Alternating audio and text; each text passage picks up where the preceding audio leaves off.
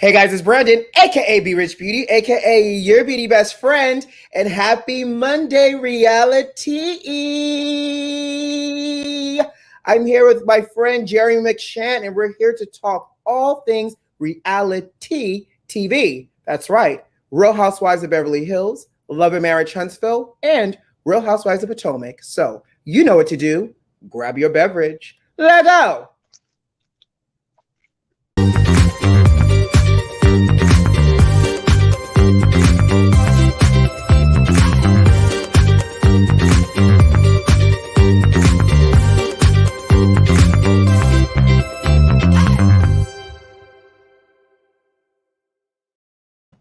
Jeremy McShann, how you doing over there, sugar? I am amazing. How are you today? I am great. Happy Monday. How was your weekend?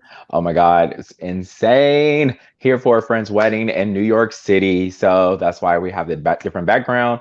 Friend Ivy got married. It was so beautiful. Great wedding. Leading up to it, such a crazy, crazy thing. Short story is, hotel that I booked was closed, no longer in service. Lost the suit. Homeless man found it. Lots of crazy stories. So, but if you want to know more, head to my story. Whoa. You lost your suit and a homeless man found it? Yes. And he was walking around with it. On? He didn't have it on, but he had it in a garment bag. And I just was like, wait a minute, that is my suit that I need for the wedding tomorrow. Oh my God. So first of all, how grateful and lucky that you was able to actually see the person on the street walking around with your suit in your hand. But I just want to know, did you have to do something strange for a little piece of change in order to get your suit back from that homeless man? Absolutely not.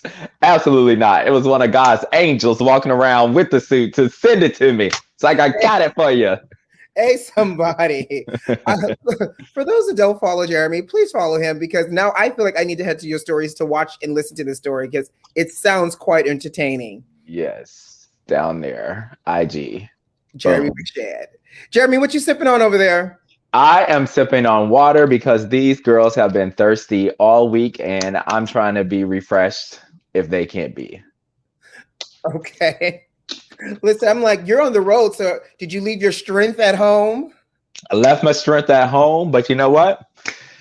I'll have to depend on the Lord's strength for today's conversation. Well, while you're over here depending on the Lord's strength, I'm double fisting.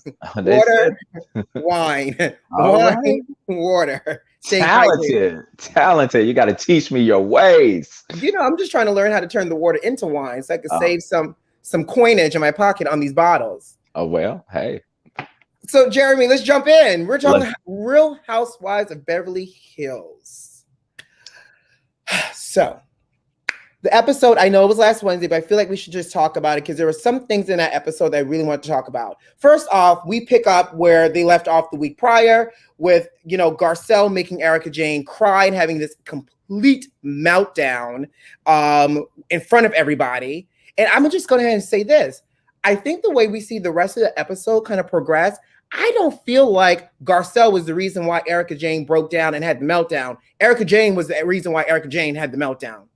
Definitely. Erica Jane used Garcelle as a scapegoat. Erica had received the transcripts from the court and knew what was said there. She also got the heads up that article was going to be released. And I think all of that emotionally was just too much for her. Garcelle was her way out. And, she left early because she didn't want to have to face the questions that the women were going to have for her when that article came out. Now, I didn't think about that. That is probably the reason why she left early, right? No, it's definitely the reason why she left early. But I can't help but think and feel some kind of way that Rinna hopped on the bandwagon. I felt like Rinna was going real hard after Garcelle, as if Garcelle did it on purpose. Yeah, Rinna is a snake. Listen, that's the worst kind of friend to have because she don't care about you at all. She just wants to get to the drama, which, from a producer's standpoint of view, that's a great person to have. But as a friend, who would want a friend like her? Like how she did Denise last season. Now she's trying to do Garcelle, but, she's not even doing half of this stuff to Erica, who deserves most of this stuff. Well, here's the thing. like Garcelle and Rinna are supposed to be trying to rebuild a relationship. And if I was Garcelle, I'd be like, chick, what? You trying to rebuild with who? Not me. Because the way she literally left Garcelle in the cold, because it was cold out there in La Quinta, but the way she left Garcelle in the cold and kind of kept coming after her felt very low down and vicious, Sugar. Oh yeah, she's a snake. But I want to say this though, because this episode was slightly impactful. First of all, I really enjoy the fact that we now have a person of color, Garcelle, and we also have, oh my God, what is her name? Crystal, another person of color. Thank you. I don't know why I want to call her Stephanie. Just had a whole senior moment. You know, I'm not that wise. Right. But I love the fact that we have diversity and people of color on this franchise because one, it's overdue. And two, Garcelle is having the conversations for Black America. And I think she's doing it very well in a way. So they're at dinner. Kathy brings up the idea of playing a game. And somehow they transition about Kathy mentioning, I don't see color. Right?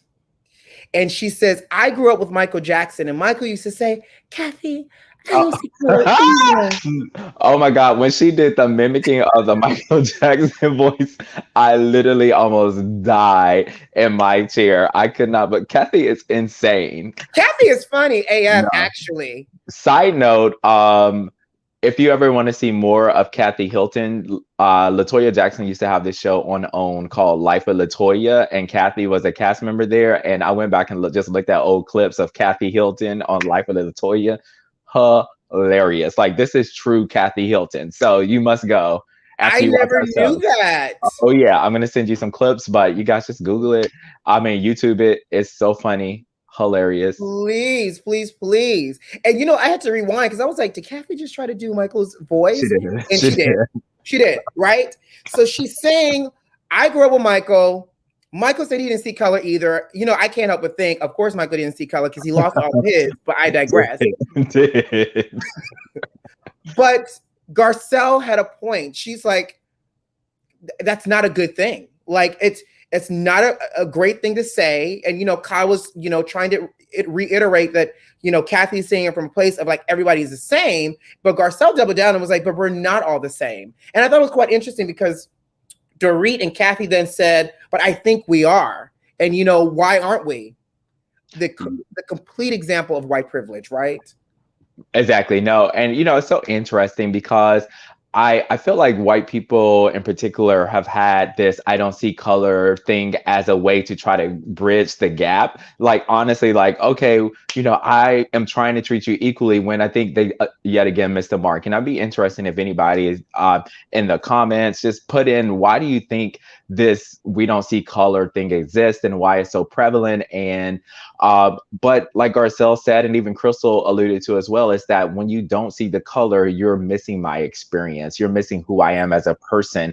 And like Garcelle said, you've never had to tell your children when they're driving in the car and they come to a police, like how to act or be afraid for them at all. Right. And those are the differences. Yes, we should be all equal, but we are not. And if you dismiss my color, you dismiss a whole part of my experience through here.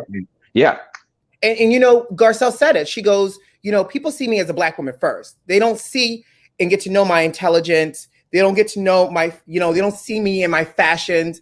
And I was just like, Garcelle, I don't think you're known for your fashion, sis. No. And listen, this is the thing about Garcelle. She is so beautiful, but she needs a stylist ASAP. Stat. She needs a stylist. Like, but the crazy part is I think she has one.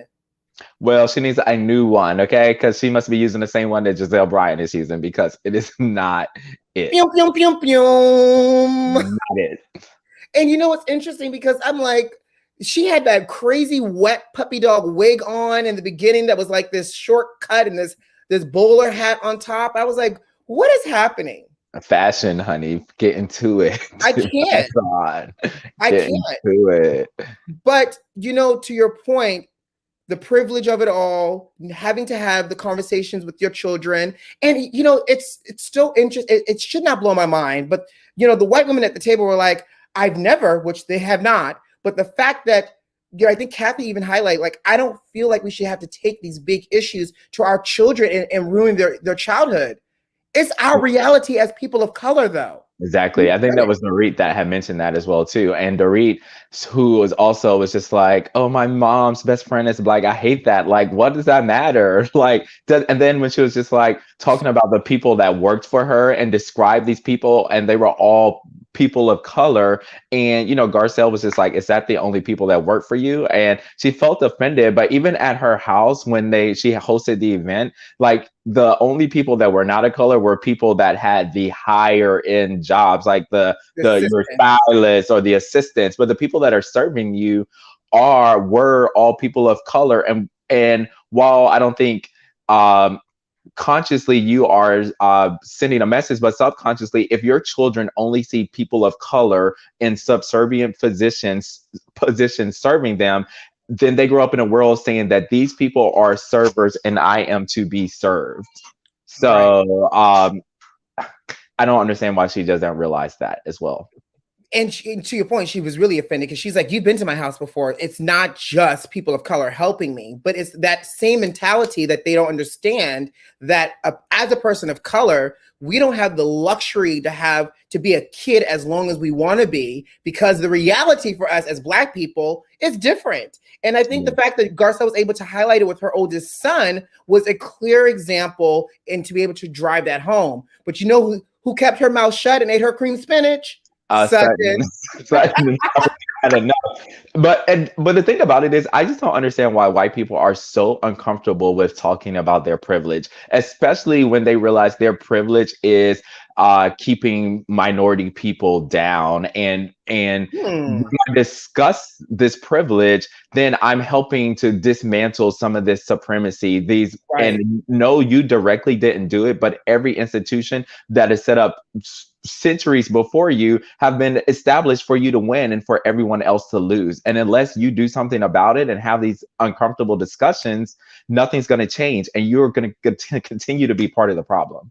And just because you're talking about your privilege and acknowledging it does not take your privilege away from you and give it to somebody else. I don't just automatically inherit your privilege at the table just because you've acknowledged you have privilege. That's not how it works either. And I think that's a great, great, great point that you brought up. But in the interest of time, for those that are just joining us, hey, y'all, we're having some reality. Jeremy and I are talking about Real Housewives of Beverly Hills. But Jeremy, we cannot not talk about the whole financial Tom Girardi and Erica Jane mess of it all, child. Let me sip while you go.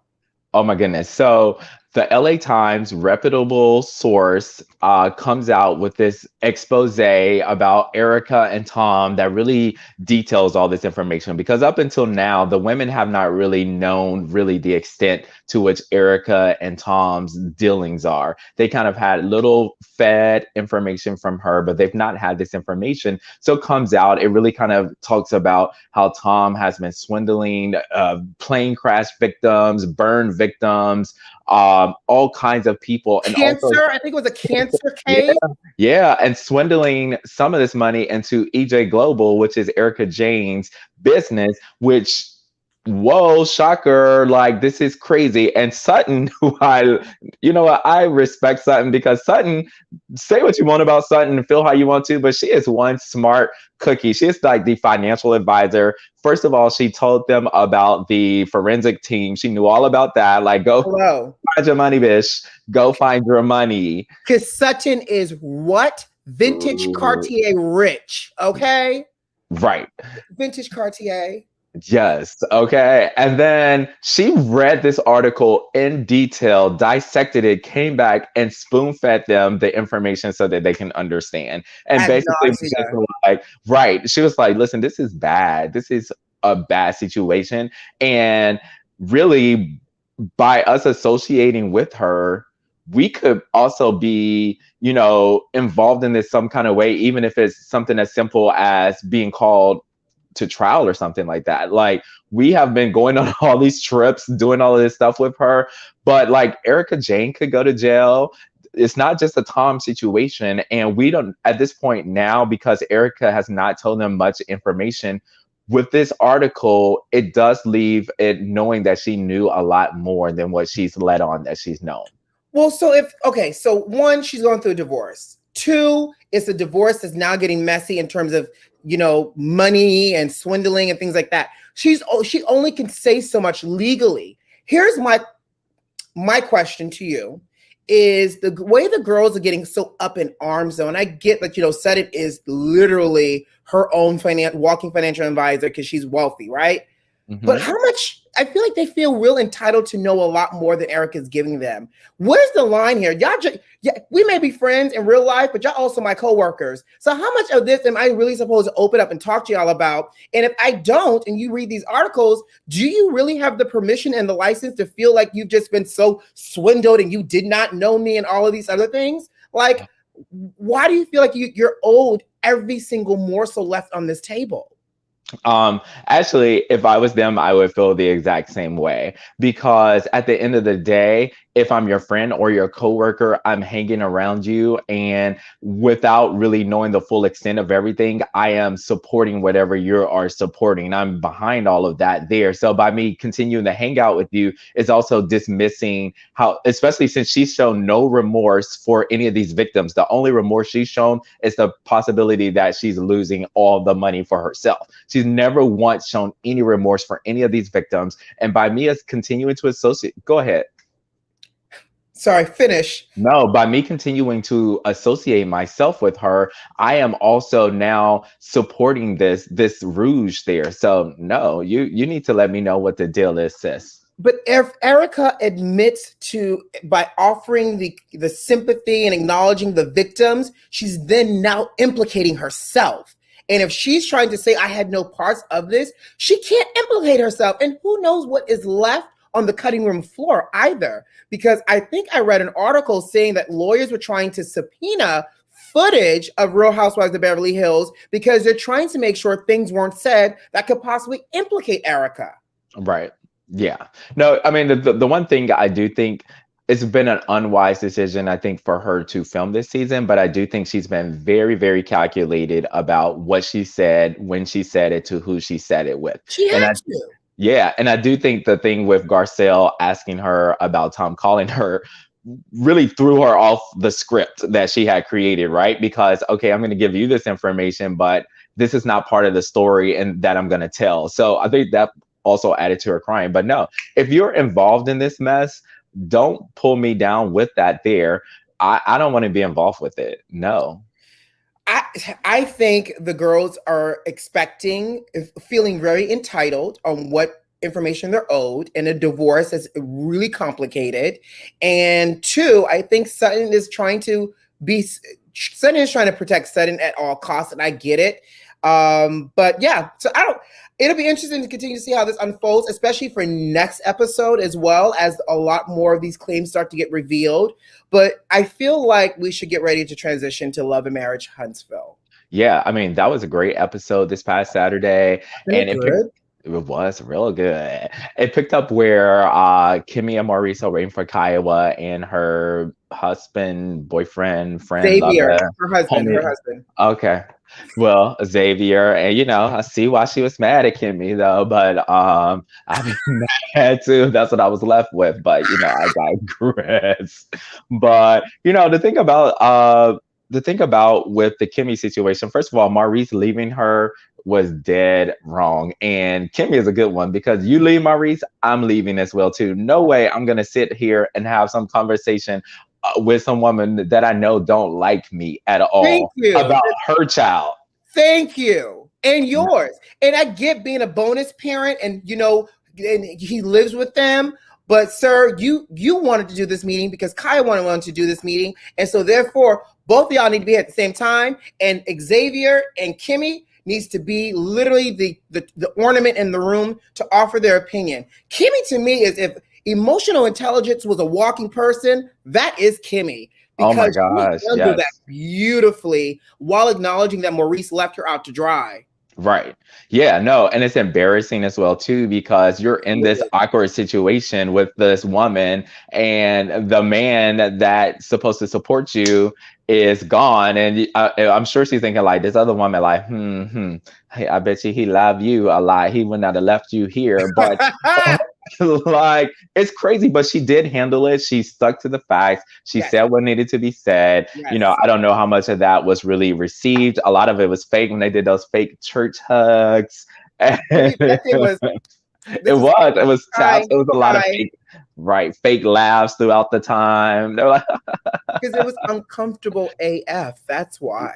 it was wrong. Maurice should have rescheduled it for another time when he could be there and be the lead of the household as these Scott men like to be and lead the conversation. Oh, okay, so let's just even talk about the Scott man. First of all, Dr. Francis is back. Yes. Dr. Francis is now, I guess, the official couples counselor for Love and Marriage Huntsville. Listen, he about to be the official counselor for Love and Marriage Jeremy because I'm about to look him up and be seeing him myself. Go on down to Huntsville and get you a singular session with Dr. Francis. Right, okay. I just trying to figure out how Tisha got the okie doke over Marceau and got him into couples counseling. And Marceau did not know he was in couples counseling until he sat in front of Dr. Francis. Boy, bye. I was confused by that too. Like I could understand the point to which you get there that you don't realize where you're going. But at the point when I started walking into Dr. Francis, you know, whatever, I'm like, what's going on here? Right, because you know his name is on the front door when you walk in. Exactly. But I'm gonna tell you, Dr. Francis was the MVP because Marceau, being 1940s chauvinistic Marceau, said a lot of crap that I can't even believe he allows to come out of his mouth towards his woman and his wife in a whole like seated therapy session. But what stuck with me is Dr. Francis says, Marceau, I don't have to ask Siri to remind me to do anything that's important to me. That fool pulled out his phone and asked Siri to remind him for a date night with his woman. Listen, hello. Oh, this brought back, you know, I dated someone and, you know, they would forget a lot of like important dates in our relationship. And it would just bother me to no end because if it was something big important that you wanted to know, and then I've witnessed things that were very important to you that you didn't have to have a reminder, you didn't need to set that or anything there. So it let me know my level of importance in that person's life. And here's the thing. Does Tisha not see that he continues to reiterate over and over again with his action and his words, the level of importance, even though the funny thing was Marcel said, I listen and I talk at the same time. So that's not how that works. That's not how that works at all. And his agreeing to do the date night with her on Thursday was a dismissive act. I didn't take it as you really received what I was hearing and you wanted to create a date night. I took it as, I want you to shut up talking, so I'm gonna agree to do this, and I may or may not actually do it when Thursday comes. Well, because you see, they had the whole fallout in the parking lot. They couldn't even get out the man's office long enough to be on one accord after they spent God knows how long in that man's office just to fall out in the parking lot. Yes, I mean, listen, I guess after you leave the counseling session, just don't even have a conversation till you get home. Because the same thing happened with Melanie Martell. They leave the family therapist, they out in the parking lot going back and forth. Like your emotions are too high at that moment. And so it's just best to just kind of breathe for a moment, woosah, and then come on back. You sound like you're speaking that from experience. Have you ever done couples counseling?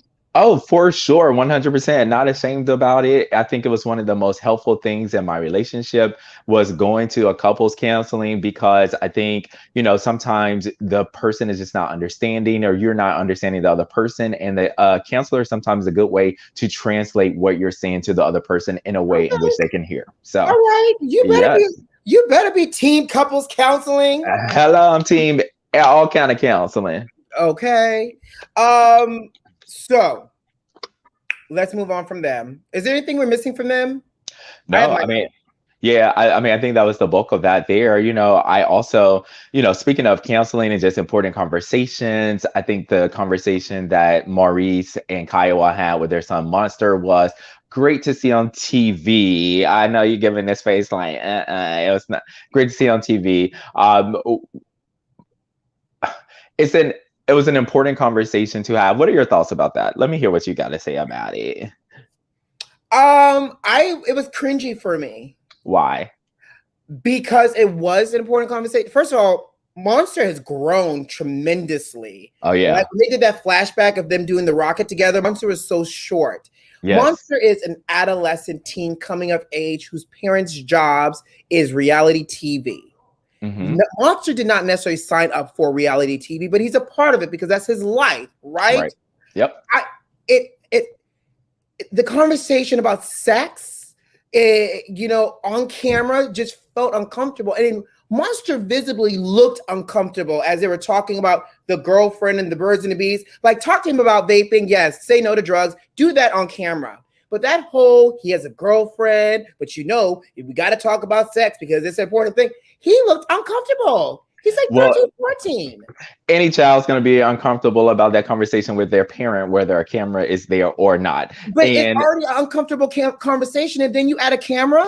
Yeah, I mean, it is what it is. I don't know if they had a conversation with him before to be like, hey, we like to talk about this on camera. Are you okay with that? I doubt it, but it is what it is. But I think it was an important conversation for parents to see, because I don't really recall my parents giving me a conversation like that. And as talking with many friends, I'm not sure if their parents didn't really give them that conversation either. But as uncomfortable as it is, it's a necessary. And what I loved about this conversation was it didn't just focus on the, yes, protect yourself. Yes, use condoms. Yes, there's STDs, but it talked about the emotional attachment of sex. Yes. And I love that. I agree. They did. And that is all important conversations that can happen when the cameras are off and they're at the house with Monster in his room and whatever else. But baby, not on camera. Okay. Well, listen, if you're going to reap the benefits of us being on camera, because I'm sure Monster receives a lot of benefits from being on camera, there's some things that you also have to do to share your life as well, too. He's 13. He is 13, but I mean, it's the reality of his situation. He doesn't have a choice if he lives in that household. When Monster was not living with them, we saw Monster via computer. Like, he doesn't have a choice. He lives in the household, and that's both parents' fault. Well, I mean, I'm sure he probably has it. We don't really see the other children as prevalent as that. So, like, I am pretty sure, especially as level-headed as Kimmy is, if Monster was just like, I don't want to do this. All right. You like it. It was cringy to me, and I tweeted about it. So, by the way, are you on the Twitter? Y'all, I'm gonna get on there soon. Okay, give me a second. I'm an old man. All of these. I will call you out because I tried to tweet at you today and I could not find you to tweet at you.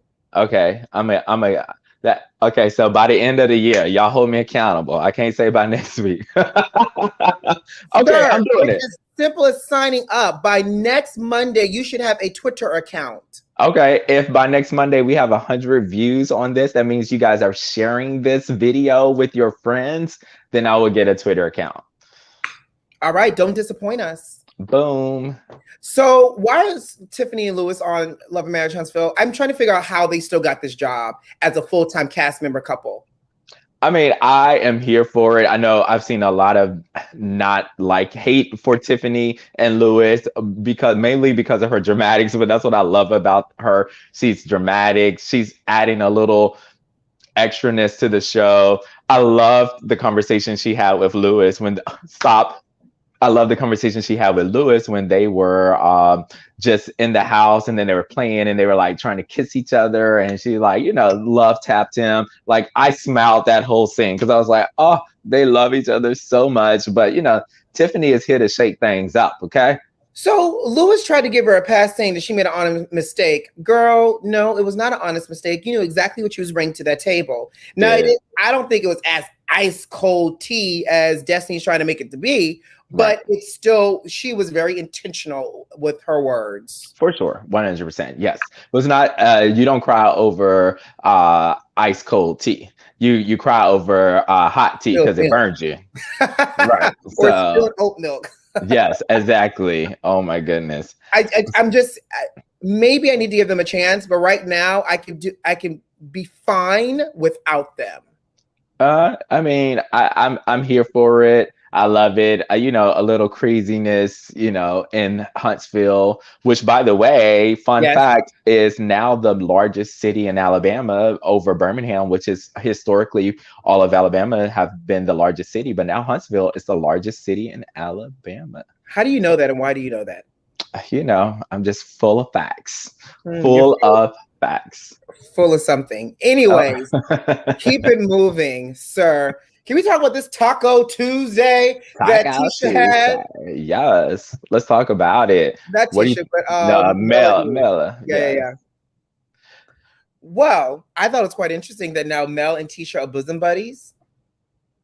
I don't think they're bosom buddies, but I do also think that Melody is just tired of going back and forth, and it's better to have peace than to be right and go back and forth. So I was like, listen, this girl, it's just easier for me when we get along. So let me just get along with this girl. You think so? Yeah, I that's how I feel. You know what? I think they needed something because with them breaking up, her and Martell, and then her fighting with, Tisha, it was a lot of fracture and a lot of brokenness within the friendship group and the show itself. So I really Right. feel like they forced this reconciliation behind the scenes because I don't know if it's just you. It still feels fake and phony when we see them together on camera together. Yeah, it's definitely not genuine, but I do think they both are very cautious of one another, but they would like to form something genuine, but they're like baby stepping it, tiptoeing there a little bit. That's what it is. Yeah, I mean, I think so. You know, Destiny comes to this Taco Tuesday late, and Melody wants to get into it with her right away, and it was just like Destiny, like, let me eat, and Melody she is said like, that. She says, "Let me eat. I don't want to. Let me catch up with y'all. Y'all been drinking these watered down margaritas. Let me eat my food. Let me catch up with y'all." But to your point, Mel was going in. yeah, she was like, we talking about this now. But I kind of hate that. It's like when something happens and he's like, I want to talk about it now. Almost like in a relationship. I'm mad. I want to talk about it now. I need a moment. I'm mad. I want to talk about it now. I need a moment. Like, and then Destiny, you already showed up late and mad with an attitude anyways. Right. So and Melody, like, these cameras here, we can't wait a minute. This is money. Like, we here to talk about you. Why you mad at me, bitch? So yes, that's what we're here to talk about. But I think that conversation is going to continue on next week, and we'll see a little bit more of that. So and on to the main event, the Housewives of Potomac. Yes. I love my Potomac girls. I love them. They're coming into their own this season. They are.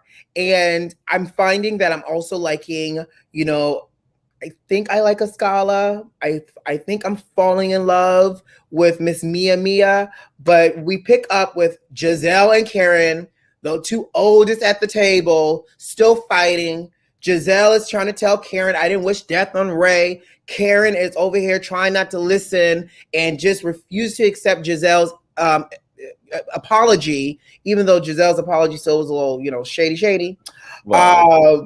I just feel like they're too old to continue doing this merry-go-round of fighting for no reason. It's no reason. And, it was a bit reaching for Karen to say that Giselle wished death on Ray when she said that, Ray would be dead by time these looks fade, which means unless Karen is saying that Giselle's looks has faded, so she's wishing death upon Ray because of that.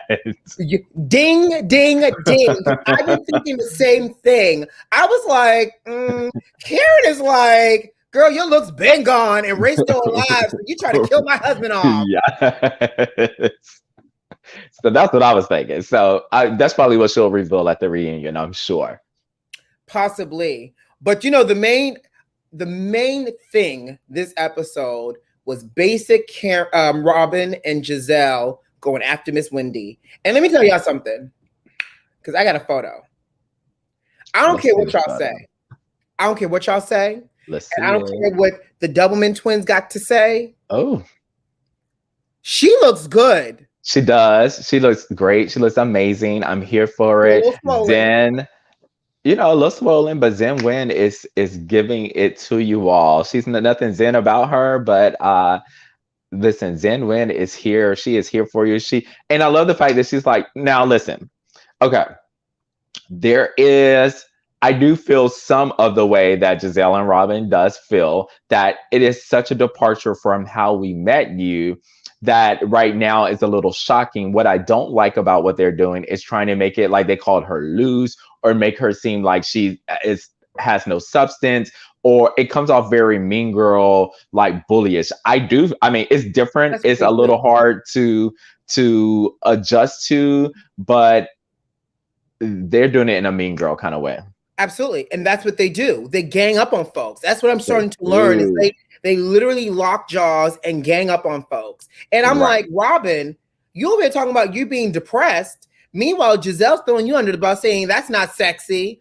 Your child Oh, has a whole 40-something online English, but you want to come after Wendy and her body and say Wendy's loose? yeah. I mean, I couldn't believe that whole thing because, Robin had just really shared a very intimate moment with the women about how she's feeling and her emotions and what's going on with her. And Giselle, instead of supporting that and saying, you know what, let's figure out what's going on with you, she was just so concerned about the man and how he felt. And girl, you can't do that like your man. And it's just like, what? And I love the fact that Escalo is just like, listen, I have had depression too. And it's, oh, what? What you looking for over there? Her man, Giselle's man. That part. That part. Exactly. He lives in the phone. He lives in the phone. That's where he's at. With multiple kids. Right. Keep Exactly. going, But Jeremy. Sorry, I didn't mean to cut you off, sugar. no, I love right. And so I love the fact that Scala was able to say, listen, I've been through this and it sounds like this is what's going on with you. And she's first of all saying, I can relate because I've been there. And so I think Robin was able to receive that. And everyone was supporting her except for Giselle, your BFF that you ride or die with blindly. Right. And you see, Escala is Robin's friend. Right. She brought to the show, and Escala played the friend role. I was just like, come on, Giselle. You're sitting at this table, bringing everybody down, attacking every single person. Well, really just going hard after Wendy, right? And you over here serving us basic ponytail, basic off-the-rack fashion as per usual, offering us some geriatric swim classes that we'll see next episode. Oh my God. But when the tables get turned and they ask you what's going on in your personal life, you don't want to answer it. Like, no, I'm not going to answer that. But then you kept pressing Wendy on her situation and sharing it and all of that, but you don't want to share information about you. It's very hypocritical and it's called out in the moment. And it's just like, why are you doing this? Like, you cannot continue to badger this women to no end, to beat information out of them, demand that they share and give their honest assessment of it. And it's only honest if she agrees that it's honest, and then not be willing to share any information about yourself. Exactly. And I guess Giselle is considered to be the official bone collector for this franchise because she tries it so hard each and every time. But you know who I'm excited about popping up tomorrow? I don't really go hard, not tomorrow, but next Sunday. And, I really go hard for her. But, baby, I am looking forward to Miss Ashley. You see these pregnancy boobs? Oh, yes. Giving Miss Wendy a run for her money. I am looking forward to Miss Ashley popping up next week because she and Candace don't mess with each other. They don't. And Ashley know how to get it started. What Giselle tries to do, Ashley just does so effortlessly. And she just like comes in, she gonna shake shit up and leave. Back to my man, y'all, and my babies. Y'all enjoy Williamsburg and the cottage. Right. The cottage. Okay, right. Giselle, go ahead. Enjoy being inaugurated as the ambassador for whatever small little town you from. All of it, honey. All of it. So we shall see what next week gives. We shall. But I'm riding or dying for Wendy this season. And they've already teased it that Wendy's husband has these cheating allegations, child. So we shall see how Wendy's about to come for the kids in their throats over these cheating allegations. And it looks like she's directing it directly at Giselle and Robin. As she should. That man is not cheating on her. They are mad because their relationships are horrible and unproductive. And this is a woman that's like in a great, healthy, fruitful relationship that they wish they were in. So, well, I mean, Robin has won. Right. And like Michael said, why would he marry her? Why? What incentive does he have to marry her at this point? They basically live together. She's taking care of the kids. I get sex when I need it. We are living in a marriage without me being married. What incentive do I have to get married to you? He can save 50% of his assets in case they get divorced again. that part. But yeah, no, I'm excited about seeing the shows next week, so I cannot wait. I am too. Jeremy, this has been fun as per usual. Yes, it has been tons of fun. Oh, we got a comment. Fashion's Key says, but they are rumors that Eddie was on of the girls. He was one of the girls. No, was that one of the girls? Oh, wait, we ain't doing this. There were rumors that Eddie was. Fashion. What's this person's name? Fashion's Key. Fashion Key. We is not doing that. She said that is a rumor here in Maryland, honey. Oh, Jiminy Crickets. Jeremy, you have an assignment. Fashion Key. Come through, sis, in the last hour with a little bit of tea fun. Let me sip real quick. Like what did Destiny say? It's some cold tea. I'm not drinking this. Absolutely not. No, but thanks hot. for the That is hot. That is some of that's the kind of like go away from me with this type of tea. But I come to me with this kind of tea. Jeremy, you got one job. You live in the DMV, honey. Next week, I need roll over to their house and turn on the Grindr app, see if he pop up. Jeremy, I need you to do some hands-on research. Check your app sugar, do your location search, and you're gonna have to go back 3 episodes or 4 to when she did her happiness party, so you can find the address, what it looked like. Okay, drive around. I mean, is that why she got happiness? Because the husband was one of the girls, allegedly, by the way. She got happiness because she was happy on the inside and wanted to have a reflection on the outside about how she felt about the inside. And that's that on that. We'll see you next week. Who loved you? You're like, I'm going to end your whole show for you. Wait a minute. Did you just try to take my moment? Right. And on that note, guys, you know what to do. Subscribe to the channel if you like this video if you like, and leave us a comment. Most importantly, check the notifications and make sure they're turned on. Jeremy gave y'all an assignment. We need 100 views on this video by next week so he can get on the Twitter. And he's going to roll over up to the M part of the DMV to make sure Wendy's husband allegedly is not one of the girls. And on that note, guys, who loves you? I do. See you next time. Bye.